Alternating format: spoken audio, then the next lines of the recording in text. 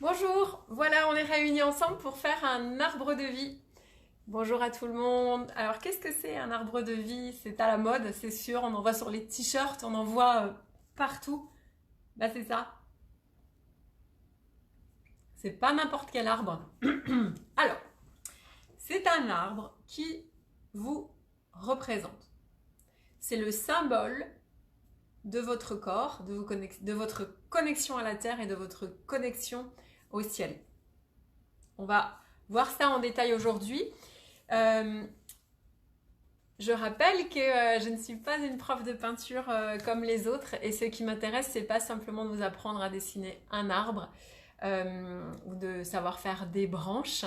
J'ai à cœur de vous ouvrir la conscience sur ce que vous dessinez. L'arbre que l'on va faire aujourd'hui, c'est vous, ça vous représente. Donc on va prendre le temps d'expliquer qu'est-ce que c'est le tronc, qu'est-ce que c'est les branches, qu'est-ce que c'est les racines, qu'est-ce que ça symbolise. Vous pourrez faire un travail vraiment en conscience, introspectif, les petits comme les grands. C'est un beau sujet.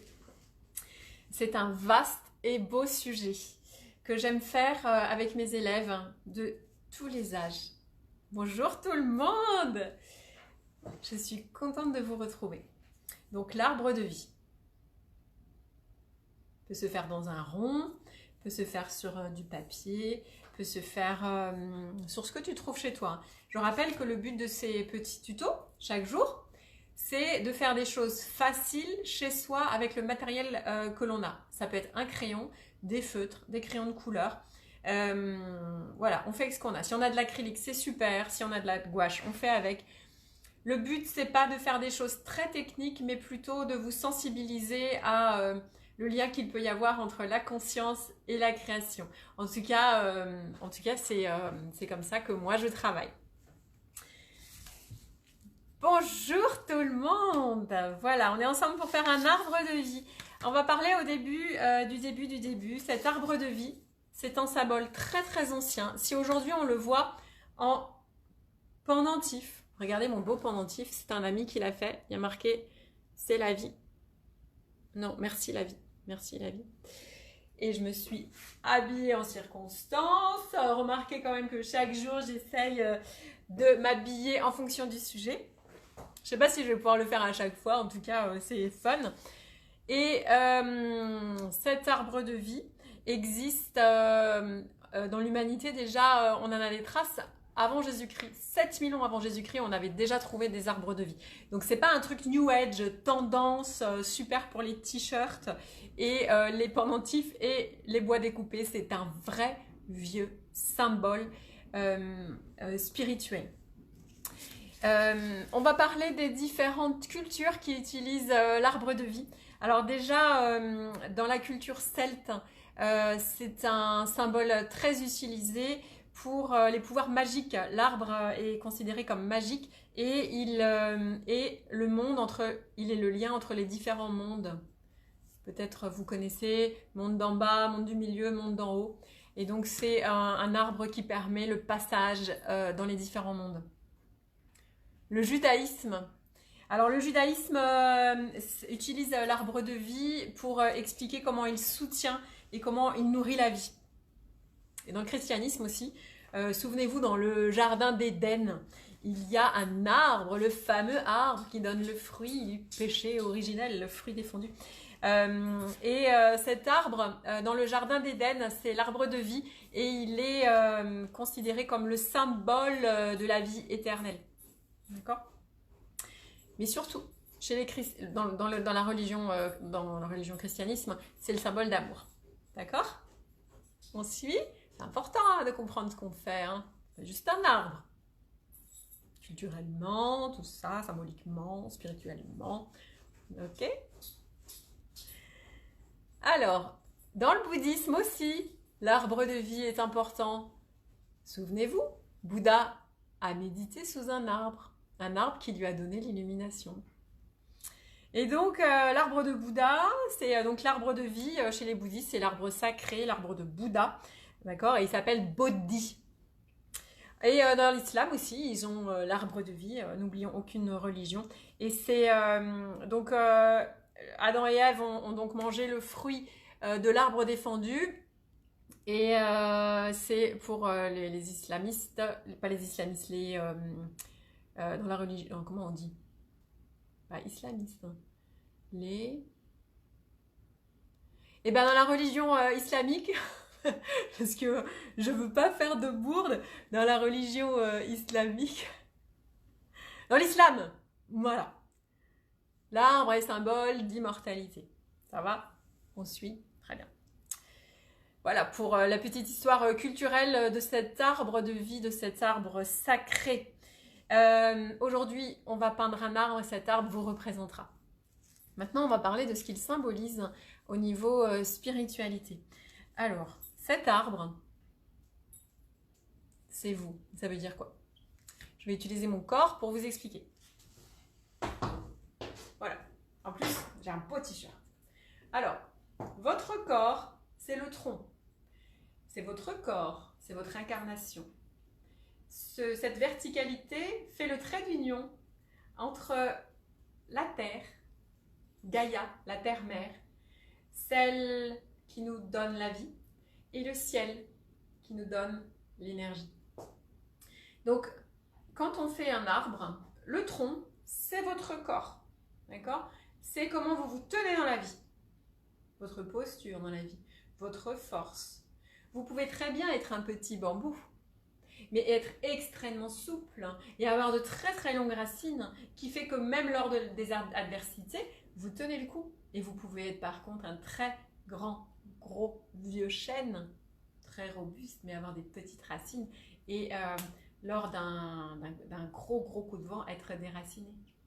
Donc on va parler des racines, tout ce qui ne se voit pas et qui est dans la terre. Alors les racines sont aussi importantes, c'est presque un arbre à l'envers.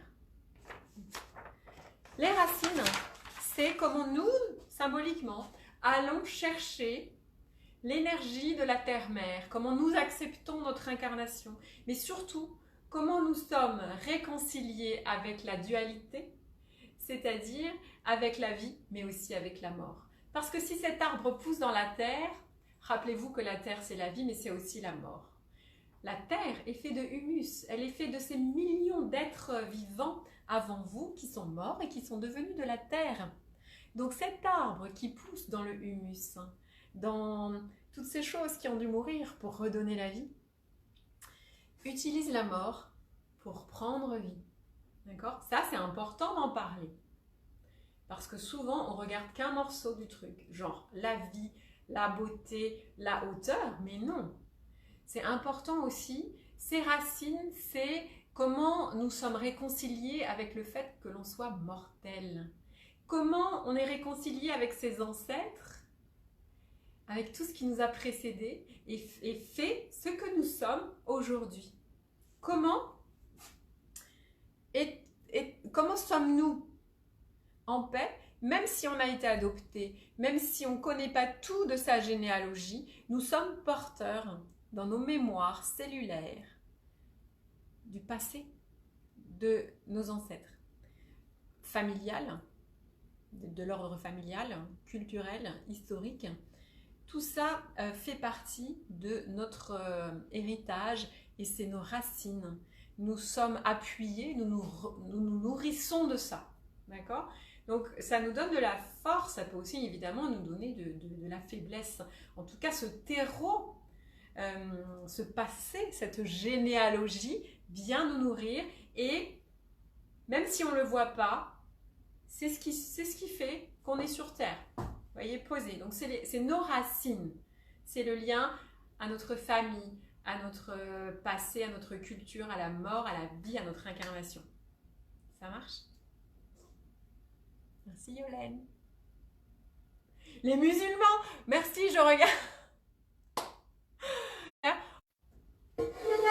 On a eu un petit problème, une petite coupure de connexion. Ok, merci. Mais oui. Oh oui. En plus, le papa de ma fille est musulman, donc vraiment, c'est le fait d'être devant la caméra, j'oublie mes mots. Allez, je continue. On en était à nos racines, d'accord, qui peuvent aussi jouer sur notre fertilité. puisque comment je me nourris ou comment j'accepte ou comment je refuse les choses qui ont fait que je suis moi, mon passé, ma famille, les choses mortes, mon rapport à la vie. Ensuite, je pousse, je pousse, je pousse, je pousse, je pousse, je pousse, je pousse, et nous avons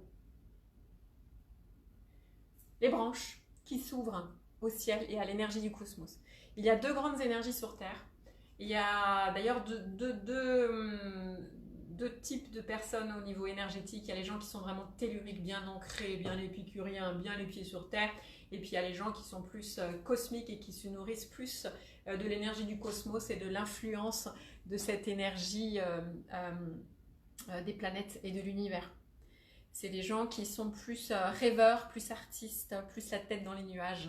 Donc, on est les deux en fait. Hein. C'est comme hier quand je parlais du cerveau gauche et du cerveau droit. On a tendance à être déséquilibré, à être toujours plus l'un ou que l'autre. Mais l'idéal, mes amis, c'est vraiment de pouvoir autant se nourrir de notre physicalité, de cette terre, de notre ancrage à cette terre, autant que d'accepter notre intuition, notre sixième sens et de s'ouvrir aux choses que l'on ne peut pas expliquer, aux choses invisibles qui sont de l'ordre cosmique.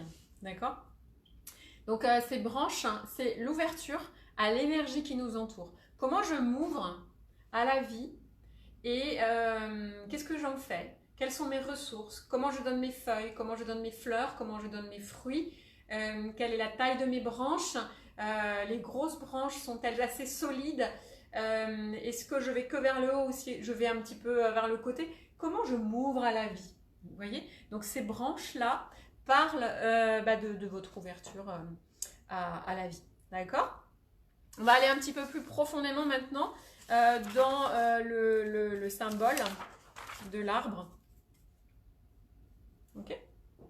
Déjà, on peut faire un arbre en 4 saisons et ça donne pas du tout la même chose. Parce que un arbre en automne est un arbre qui s'apprête à faire un deuil, qui s'apprête à lâcher.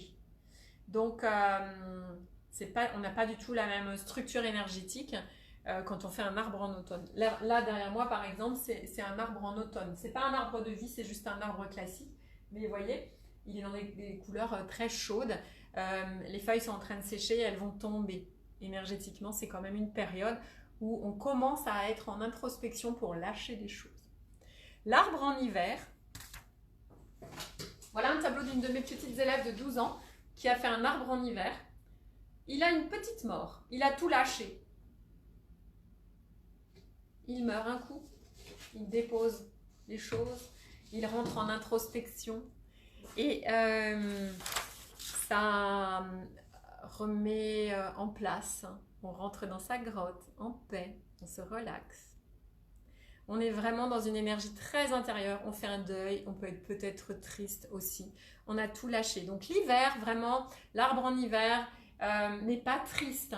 C'est un arbre qui se recentre sur lui-même, d'accord? Qui se prépare. Parce que pour recréer de la vie, il faut d'abord mourir un coup. Donc c'est le principe de la vie. Des saisons et des cycles. D'accord? Et puis le printemps. Quand vient le printemps, la sève remonte dans l'arbre et il y a des fleurs et l'énergie revient et nous avons une énergie toute particulière à ressortir le nez dehors. Pas maintenant, puisque nous sommes confinés. Mais vous voyez bien que l'énergie, elle est beaucoup plus ouverte. Elle sort et même si on est confiné, on a quelque chose de plus positif. On commence un peu à regarder ce qui se passe autour de nous, à avoir des projets, des envies. Donc le printemps, c'est un arbre en fleurs. Il n'a pas de fruits encore. D'accord? Et il commence à faire ses feuilles. C'est pas du tout pareil que l'automne et que l'hiver. D'accord? Et il va préparer sa fertilité, d'accord? Ensuite, l'arbre en été. L'arbre en été, il est hyper épanoui, il est solaire, il est ouvert, il donne tout ce qui est bon, il donne des fruits, il donne la vie, il nourrit. L'arbre en été est extrêmement extraverti. Donc, quand on peint un arbre, il y a plusieurs questions à se poser sur soi. Comment je me tiens dans la vie? Quel est mon rapport à ma généalogie? Il n'y a pas besoin de targiverser. C'est comme une radio, tu te branches juste sur la question et l'inconscient fera le reste. D'accord? On n'est pas là pour faire une psychanalyse ni de l'art-thérapie, c'est juste se brancher sur l'intention. Comment je m'ouvre à la vie? Ok? D'accord? Je me branche sur ça. D'accord? Et ensuite je crée avec cette intention. Puis je me pose la question. Cet arbre, je vais le faire en automne, en hiver, au printemps ou en été? Est-ce que ça va être un arbre à feuilles, à fleurs, à fruits, à épines, un buisson? Est-ce que ça va être un chêne, un banyan? Quel arbre vais-je faire qui me représente le mieux? Ça, c'est pas facile. Alors, on peut faire vraiment déjà un arbre symbolique, un peu stéréotypé pour sa première fois, et puis ensuite aller vers quelque chose de plus personnel. Moi, je me suis acheté un oracle, un jeu de cartes, tu pioches une carte et ça te dit quel arbre tu es et en quelle saison, et symboliquement, ça t'explique. C'est vraiment très très agréable cet oracle. Je vous mettrai les références de cet oracle. Donc de tirer une carte au hasard en conscience, important, pour savoir quel arbre vous êtes symboliquement. D'accord? Voilà. Alors, on continue. Donc, maintenant qu'on a compris ça, on va pouvoir peindre cet arbre. C'est tout à fait possible que votre arbre n'ait pas de racines. Ça éclairera peut-être le fait qu'il faille un peu plus d'ancrage. Peut-être aussi, vous allez faire un arbre, je vais vous montrer, qui a des racines très souples.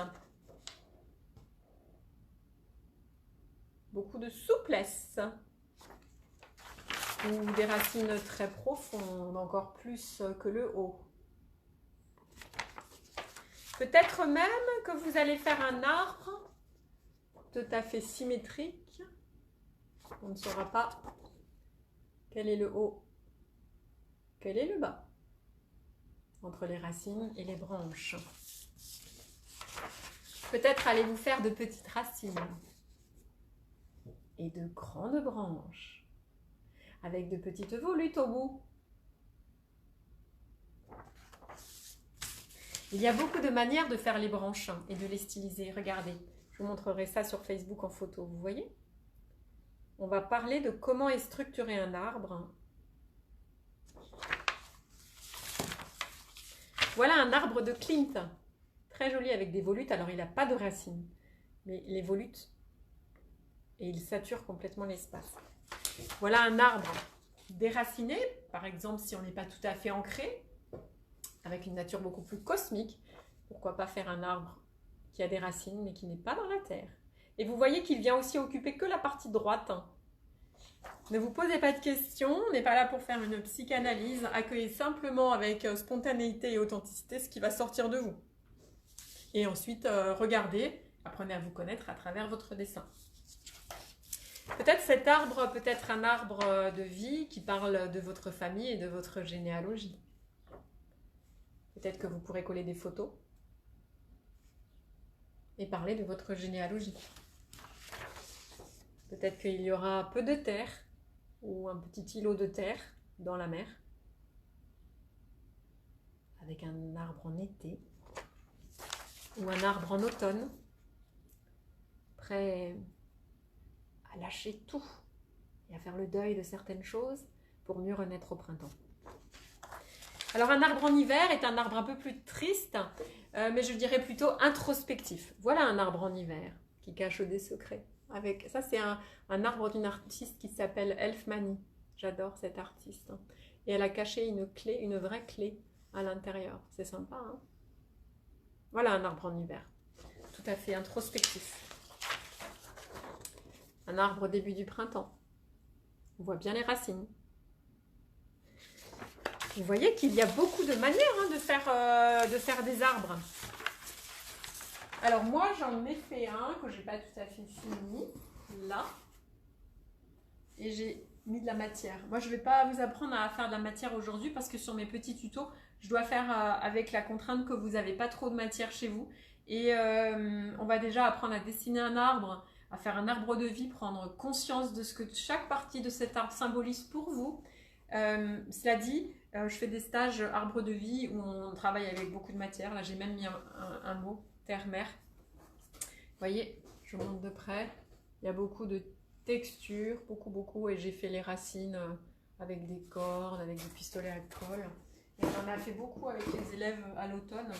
Là, je vous en montre un autre qui n'est pas fini, parce que je fais toujours des exemples pour montrer aux élèves. Donc, il n'est pas fini, il n'a pas toutes ses branches en haut. Mais vous voyez, j'avais fait un arbre avec du pistolet à colle, j'avais mis de l'enduit, des choses collées, du sable. Un peu comme le sujet que je vous ai fait sur les petites terres en chocolat café la semaine dernière. Vous voyez, on peut coller du café. Il y a du café, du chocolat là, du sable. Donc dans son tronc d'arbre, vous pouvez mixer les sujets si vous avez le temps, mais ce sera un carton, hein, et faire de la matière. Ça marche aussi très bien. D'accord? Alors je vous en montre encore un autre. Il n'y en a aucun qui est fini parce que c'est toutes des choses que je montre quand je fais avec les élèves. Donc pareil, les branches là, elles ne sont pas encore finies. Et j'ai rajouté un pochoir, hein, Between Earth and Sky. Et là pareil, vous voyez, j'ai mis beaucoup de... Il y a un morceau de matière qui a sauté. Pistolet à colle avant qu'il soit peint. Il y en a des choses, hein. Et là, j'ai même mis une pince à linge. Vous voyez? Comme ça, tu peux mettre une photo ou quelque chose. Évidemment, il n'est pas fini, hein. Mais... Encore un autre. Alors là, j'ai mis une fermeture éclair. Hein. C'est rigolo, hein. Pistolet à colle, vous voyez pas très bien. Je vais vous montrer juste là. Là, il y a du pistolet à colle. Vous voyez? Il n'est pas fini en fait. Hein. C'est pour ça qu'on voit pas bien. Là. Clic, clic, clic, clic. Voilà. Pistolet à colle. Sympa, hein? En fait, si vous faites de la matière, vous n'oubliez pas de faire un petit frottis après. Frottis. Préférez-vous, en fait il faut regarder toutes mes vidéos hein, parce que je parle à chaque fois de petites choses techniques, mais mis bout à bout, vous arriverez quand même à faire des choses un peu poussées. Frottis, vous regardez la vidéo sur le cœur, ça vous donne des idées pour mettre de la texture dans votre arbre. Si vous voulez mettre du chocolat, du café, vous regardez la vidéo sur la terre. Ça va, hein, tout simplement. Moi aujourd'hui, ce qui m'intéresse, c'est de vous apprendre à dessiner un arbre et de vous ouvrir la conscience sur qu'est-ce que ça symbolise. D'accord? Voilà. On va ensemble faire cet arbre. Je vais m'installer.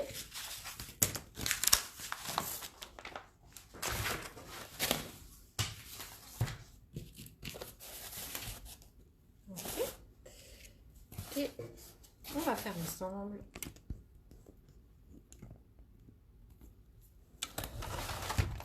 Alors, je vais juste régler la caméra. Donnez-moi une seconde. Tac, tac, tac. Voilà. Voilà. Alors, déjà, allez-vous dessiner sur un rectangle, sur un carré ou sur un rond. C'est vrai que ça joue. Hein. Donc, avant de commencer, tu te poses la question. Est-ce que j'en ai là avec des ronds? Ouais. Si tu fais un rond, tu commences par faire au compas un grand rond. Et ensuite, tu décides la place que tu vas laisser aux racines. D'accord? Alors, par exemple, si moi, je voulais faire avec un rond, regardez, je vais prendre ça. Hein. Comme ça.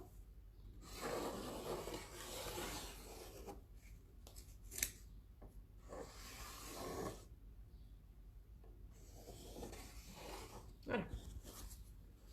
Ah non, pas voilà. Ou bien bout, parce que je ne vois pas ce que je fais. Je ne vois pas ce que je fais.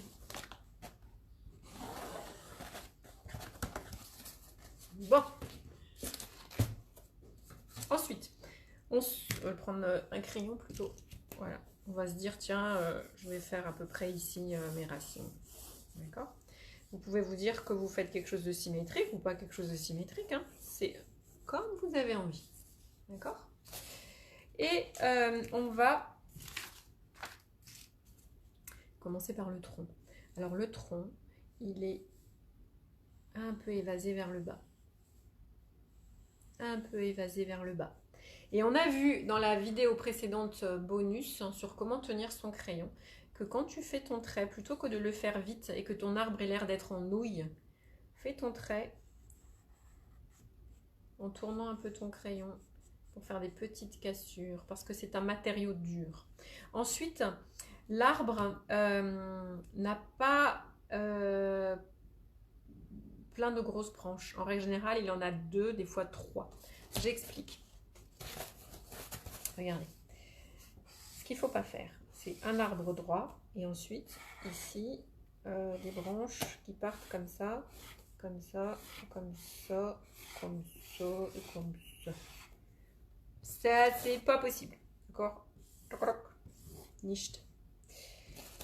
Parce qu'en fait, un arbre, quand il pousse, c'est ici, il pousse, il pousse, il pousse, il pousse, et c'est toujours la même branche là. Vous voyez, elle a poussé. D'accord? Là. Et puis peut-être qu'elle s'est ouverte par ici, puis elle en a fait une deuxième. Et c'est de ça qui va émerger les autres branches. Il y a des fois une seule grande.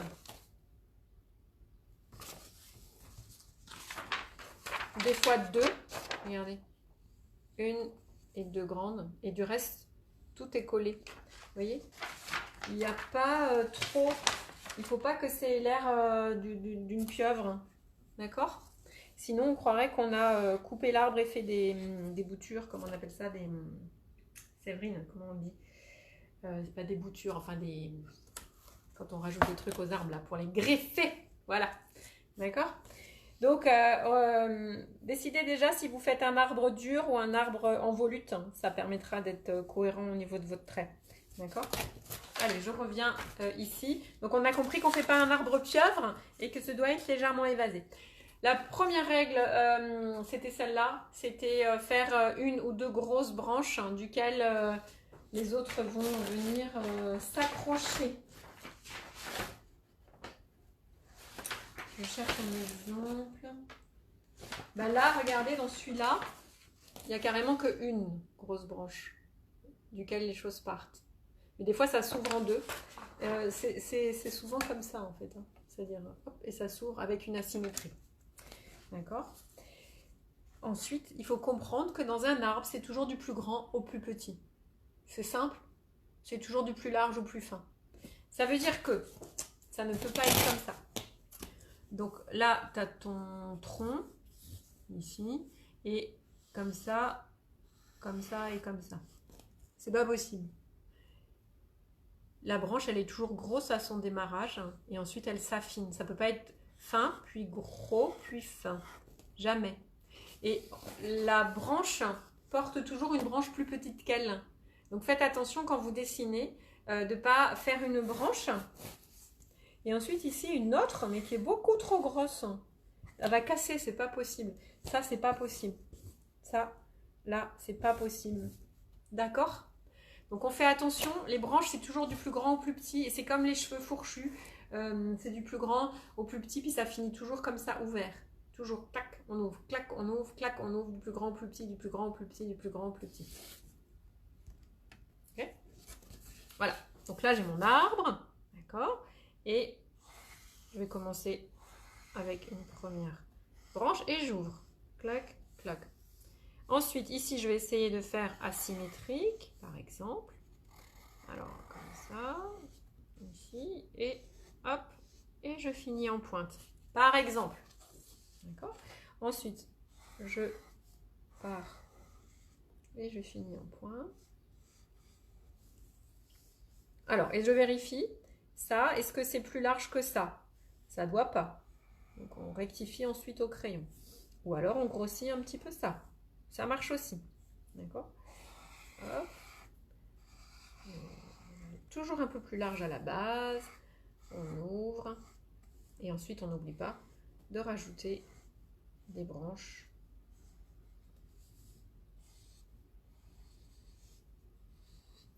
Et on ouvre sur le côté. Et on ouvre, et on ouvre. Hop, une branche. Toujours de la plus grande à la plus petite. On ouvre et on ouvre et on ouvre et on ouvre. Vous voyez ce que je veux dire? Allez, je refais. Je vais le faire ici. Là, je vais ouvrir 2 branches. Toujours, on affine au bout et on peut faire en fourchu au bout. D'accord? Et les plus petites, on ouvre et on ouvre et on ouvre et on ouvre. Ça, c'est le principe. Et après, évidemment, tu peux en faire beaucoup. Hein. Hop, tu ouvres. Donc, tu finis avec des choses très fines. Et les petites branches, eh bien, c'est important. Il ne faut pas faire un arbre où il n'y a que ça, quoi. Il faut rajouter aussi des branches intermédiaires. D'accord? Et toujours un peu plus large à la base. Mais ça, par exemple, c'est trop large par rapport à ça. Donc, respectez bien du plus grand au plus petit, du plus grand au plus petit. Voilà. Hop. Ok? Alors, le tronc. Vous voyez, on peut faire un rond, hein, un tronc. On peut même rajouter un petit hibou hein, si on a envie, ou une clé. Voilà. Ok? Du plus grand au plus petit. Ça va? Du plus grand au plus petit, du plus grand au plus petit. Et ne dessinez pas trop vite pour que votre arbre n'ait pas l'air en nouille. Ça veut dire que quand tu fais ton dessin, tu dessines assez doucement avec ton crayon, même si tu fais des volutes. Et sinon, tu fais des petites cassures dans ton trait parce que c'est du tronc. Ce n'est pas de la nouille et de la spaghetti. Ce n'est pas une pieuvre. D'accord? C'est important. Ok? Et donc, la finesse au bout est vachement importante. Ça prend du temps. On affine, on affine, on affine, on ouvre et on ouvre et on ouvre et on ouvre. Voilà. D'accord? Voilà. Allez. Et on ouvre, on ouvre. Et on ouvre aussi sur le côté. On peut même en rajouter une par là. Pourquoi pas? D'accord? Bon, là. Clac, clac. Ok? Voilà. Le tronc représente votre corps. Les branches, votre connexion à la vie. On va parler des racines pour votre ancrage sur Terre. Donc là, c'est des petites racines, d'accord? Et ensuite, c'est à vous de voir. Pareil, ça peut être des choses qui s'ouvrent. Je ne vois rien de ce que je fais. Je ne vous dis pas le challenge à chaque fois. Je vois rien. On ouvre aussi de temps en temps. Hop. Des ramifications, c'est ça que je voulais dire. Hop. Hop. Dans un sens, dans l'autre, dans un sens, dans l'autre. Là, ce sont des racines stylisées. Hein. Je m'inspire de l'arbre de vie classique. Ah, il manque un côté là. Parce que comme je vois rien, ce que je fais. Voilà. Ouais, à peu près. Attends, là. On équilibre un petit peu. Je regarde un petit peu s'il est bien proportionné de partout. Ok, ça marche. Ensuite, si on fait un rond, on peut s'amuser aussi ici à faire, tu vois, des petits dessins au bord, des petites frises, tout du long. Ça peut être aussi assez chouette. Et puis tu peux colorier le fond ou pas, même si tu le dessines sur un journal par exemple, tu peins ton arbre en noir. À toi d'être imaginatif, d'accord? Après, donc c'est un arbre qui est quoi? En hiver, en automne, en règle générale on fait l'arbre dans la saison dans laquelle on est parce qu'énergétiquement c'est ce que l'on vit. Donc là, début du printemps, ça veut dire que l'arbre, il peut avoir des petits insectes, il peut avoir des fleurs, des feuilles. Et les feuilles ne sont pas obligées de toucher les branches, vous voyez? Ça peut être graphiquement, donc je fais des petites fleurs, je fais des feuilles, voilà. Et je viens comme ça faire mon arbre au printemps entre feuilles et fleurs. Okay, je peux lui rajouter des petits piou-piou là, petits oiseaux dans mon arbre, des petits insectes. Et on rajoute des feuilles. Ça donne quoi? Ouais, d'accord. Tac, tac, tac.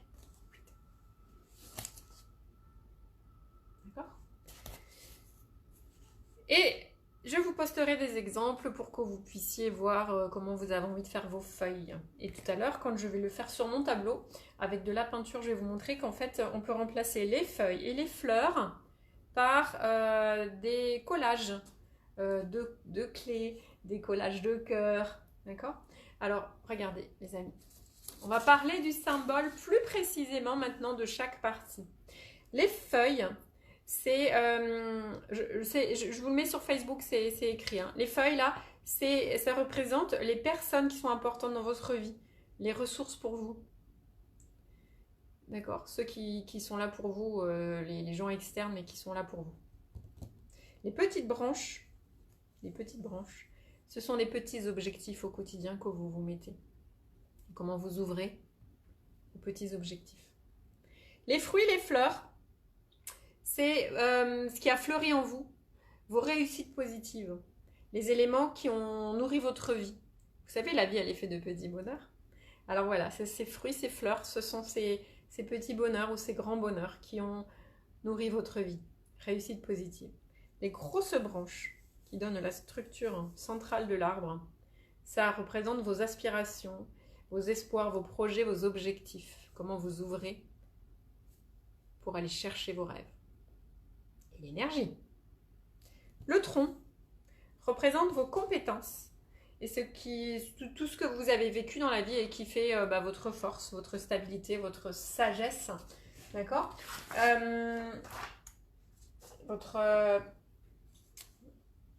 Votre paix. D'accord? Donc ça, c'est vraiment votre force, votre corps. Comment vous vous plantez avec stabilité.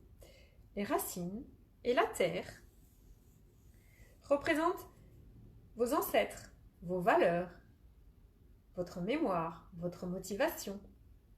D'accord? Donc là, ça parle de spiritualité, comment s'élever spirituellement, comment aller chercher des choses, comment avancer dans la vie, comment regarder les choses avec hauteur. Et là, c'est vos mémoires, et les ancêtres et la mort et tout ça. Et ça, c'est vous, avec qui faites. Oh là là, comment je parle aujourd'hui. C'est vous qui faites la transition entre la terre et le ciel. Ça parle d'interconnexion entre la terre-mère et le ciel. Ça parle de sagesse intérieure. Ça parle de famille, de généalogie, de renaissance, de croissance, de force, de relaxation. Dites-moi, vous avez déjà fait un câlin à un arbre? Parce qu'en fait, ça s'appelle la sylvithérapie. Vous allez en forêt, pas pendant le confinement, et vous prenez un arbre qui vous attire, même si c'est un arbre mort. Peut-être que vous avez à ce moment-là quelque chose à déposer et vous vous mettez dos contre l'arbre et faites un moment pour rien à l'intérieur de vous et ça va vous donner beaucoup de force. L'esprit de l'arbre, sa sagesse, son énergie extrêmement stable et son amour inconditionnel va vous redonner de la force.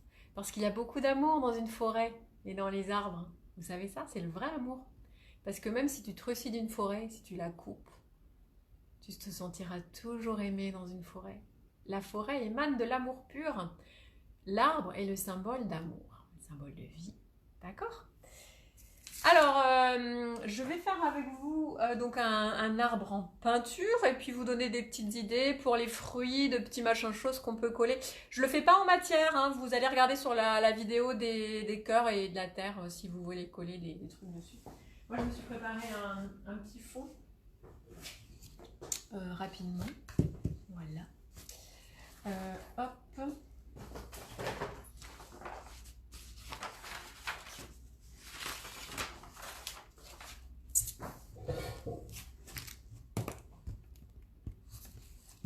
Voilà.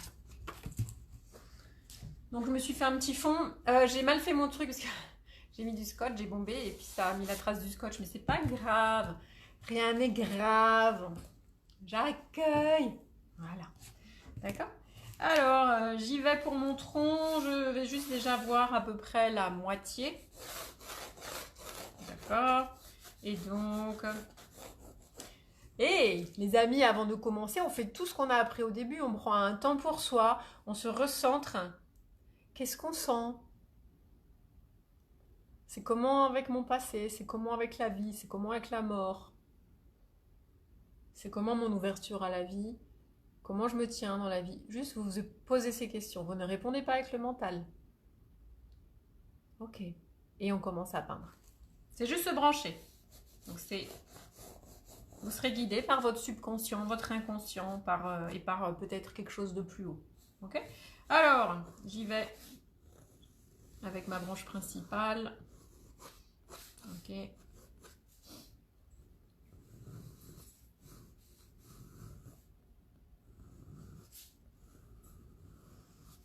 on fourche au bout. D'accord? Allez, j'y vais tout de suite avec le marqueur noir, vous verrez mieux. On fait des petits traits doucement, on fait tituber son crayon. Allez, je vais le faire avec des volutes dessus là.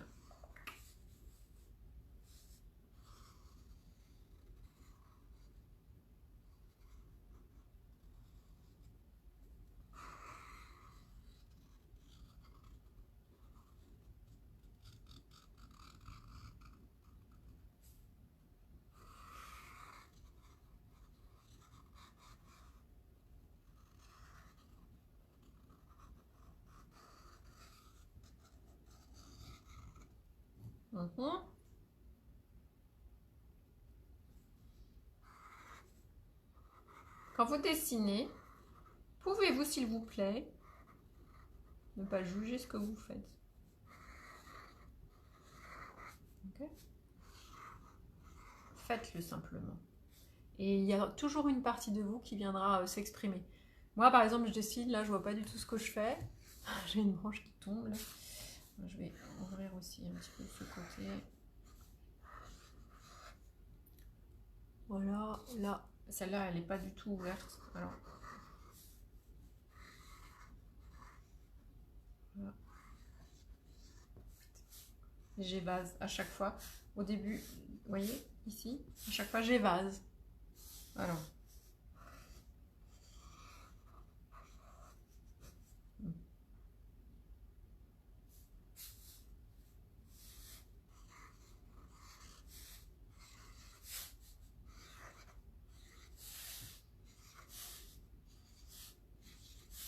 Petite branche, vous vous souvenez, on ne fait pas que des grandes. Hein.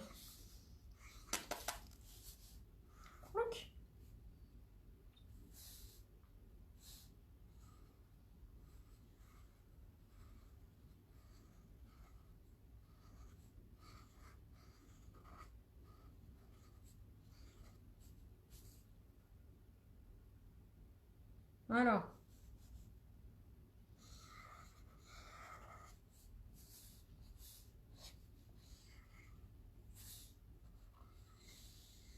Voilà. Et là, je le ferai directement au pinceau.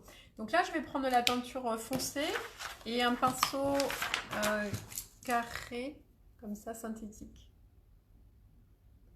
Allez, on va voir.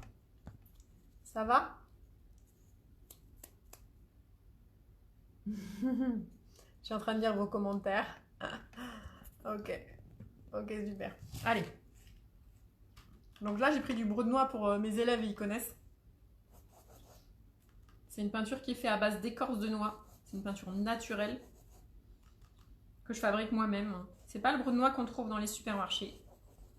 C'est vraiment ce qui sert à teindre les meubles. Je l'achète en pigment et je le mélange avec du liant. Voilà. Alors ce qui est bien avec ce pinceau, c'est que selon comment tu le tournes, tu arrives à faire des traits gros et des traits fins. Les choses fines, je les ferai peut-être avec un autre pinceau parce que là... Il faudra sûrement mettre 2 couches.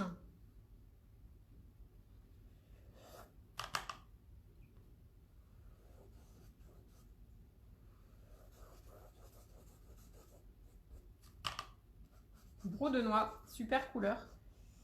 Ça fait partie, vous savez, comme les légumes anciens. On peut aller l'acheter en pigment et faire ensuite sa peinture soi-même. C'est comme les légumes anciens, vous savez, les vieilles variétés. Il y a un magasin à Strasbourg qui s'appelle Groupe qui en vend. Voilà. D'accord? Et là, je vais prendre un pinceau un peu plus petit pour faire. J'appuie fort et moins fort. Regardez, j'écrase, je relève. J'écrase, je relève. Okay. j'écrase et je relève. Tu peux faire directement au pinceau, tu n'es pas obligé de faire au marqueur avant.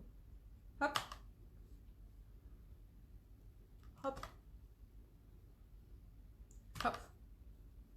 T'appuies, tu relèves. Et tu travailles tantôt qu'avec la pointe, tantôt avec le pinceau écrasé. Puis tu relèves, t'appuies fort, tu relèves. Plus fort, fort, relève. Remets des petites couches. Ça commence à sécher, ça sèche rapidement. On peut aussi mettre un peu les doigts si on voit trop les coups de pinceau. Voilà. Allez, j'appuie fort et je relève. Alors pour moi, ce sera un arbre magique, le symbole du lien entre les différents mondes, visibles et invisibles. Comme chez les Celtes. Parce que j'aime la magie. Tac, je fais vite, hein.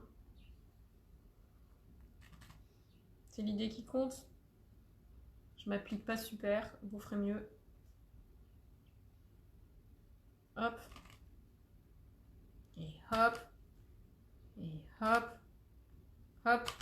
On en est où? Ouais, ok. On est là. Touc, touc. Toujours épaissir au bout, hein. Enfin à la base. D'accord? Et toujours du plus grand au plus petit. S'il vous plaît, faites attention à ça. Du plus grand au plus petit. Donc s'il faut, des fois on évase. Ok. J'essaye juste de voir ce que je fais puisque je travaille à l'envers. Alors. J'évase. Voilà. Ok. Pour les racines, je vais faire super vite. Je peux les faire directement au pinceau. Tu vois. Tu peux vraiment prendre du temps, les faire au Posca.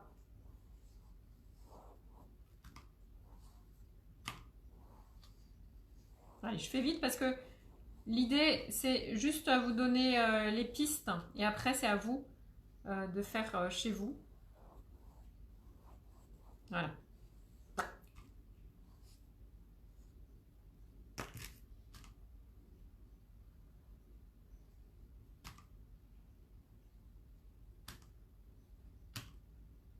Voilà. Et je remets un petit peu de peinture. Si c'est un peu transparent, ben, je peux le faire avec du noir. Hein. C'est très très joli avec du noir. Ok? À peu près. Voilà. Alors, ce qui m'intéressait là maintenant, c'était de vous montrer là comment on peut faire les fruits. Regardez voir. Vous pouvez utiliser des boutons.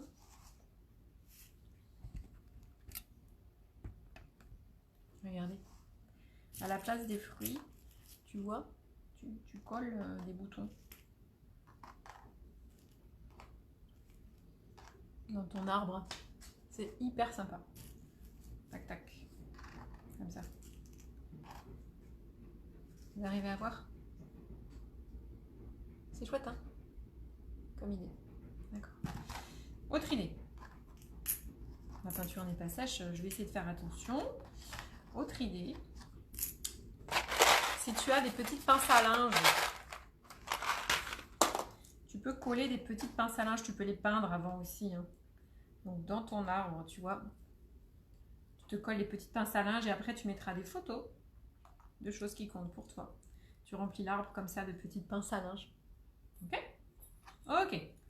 Je vous donne plein d'idées et vous verrez les fleurs et les feuilles que vous faites. Peut-être vous avez dans les cahiers des enfants des petits stickers, des petites choses comme ça, ou dans les trucs à tissu. Alors on peut aussi coller ou dessiner. Hein. Tiens, là j'ai même un nœud. Allez.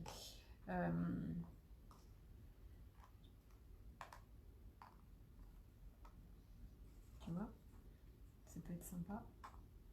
Comme ça. C'est chouette, hein? Ok.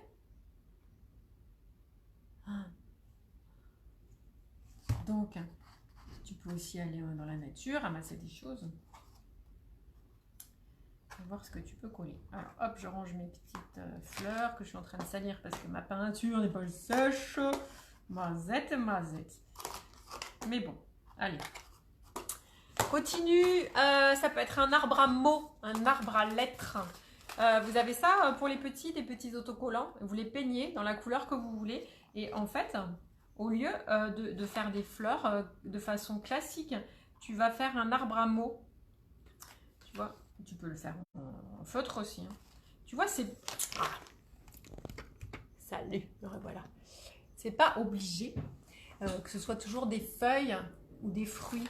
Ça peut être symboliquement un arbre à poésie, un arbre à mots, un arbre où tu mets les initiales de tous les ceux de ta famille et tu mets comme ça des lettres dans ton arbre. Très sympa. Et donc les lettres, tu peux les peindre avant. Si tu as des tampons, sinon t'écris. Hein. Si tu as des vieilles clés, des boulons. Mais mélange pas trop de choses. Hein. Choisis ton style et reste dedans. Tu vas pas coller et une clé et un nœud et un bouton.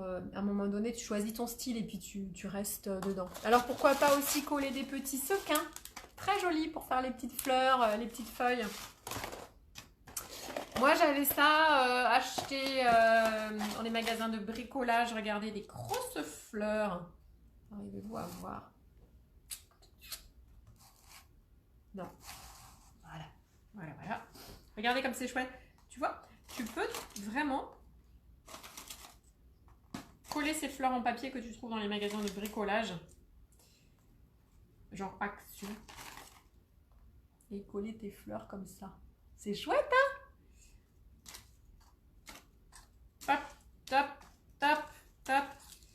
Top. Ensuite, autre idée. Regardez. Un arbre à cœur. Et ouais, un arbre d'amour. Pourquoi pas? Alors, si tu as des petites choses à coller chez toi, tu colles des cœurs. Regarde comme c'est chouette. Tu vois? Moi, j'ai des boîtes comme ça avec toutes sortes de beans. Et donc, tu colles un arbre d'amour. Ça vous donne des idées, hein? Donc, en fait, grosso modo, il vous faut un marqueur noir pour faire le tronc, si tu n'as vraiment rien. Moi, j'aime bien, après, mettre aussi un peu de doré dessus, terminer, en mettant des reflets. Je vais vous montrer. Ça commence à sécher, donc je peux un peu vous montrer. Regardez. Petite finition, je prends du doré et par-ci par-là, tu vois, je viens rajouter des petits traits. C'est pas sec. C'est pas sec.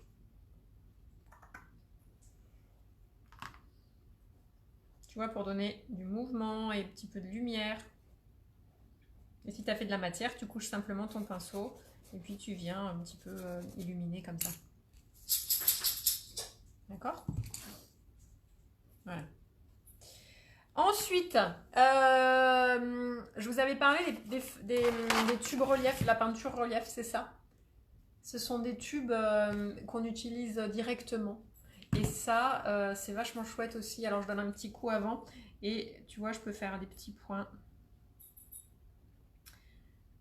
Comme ça. T'arrives à voir? Ouais. Ça s'achète sur internet ou dans les magasins de bricolage. Tu trouves les couleurs que tu veux. Ça, c'est PBO. Ça, c'est une marque allemande, Viva. Et tu peux soit aussi faire des traits à l'intérieur pour donner un peu de mouvement et de swing. Tu fais tes petits points. Tu peux écrire des choses. Tu vois, tu peux réveiller un peu les racines. C'est un peu sombre. Clac, clac. D'accord? Tu peux rajouter des dessins avec des animaux. Hein. Voilà. Là, ça commence. Bon, c'est vraiment arbre vite fait. Vous avez compris le principe. Vous allez vous en faire un et vous appliquer beaucoup plus. Ok. Voilà. L'arbre de vie. J'espère que vous allez montrer ce que vous avez fait. En rond, en volute ou un arbre droit. Êtes-vous un grand chêne? Êtes-vous un pommier? Êtes-vous un sapin? Quel arbre êtes-vous? Prenez conscience de ce que vous peignez, ça c'est vraiment important. Avant de faire de la peinture, on est des peintres, alors pensez à ce que vous êtes, ce que vous sentez et faites les choses en conscience. J'espère que ça vous a plu. Merci de m'avoir suivi. Merci. Salut Myriam, salut Joël. Et je vous dis à très bientôt. Bon week-end à tout le monde. Gros bisous.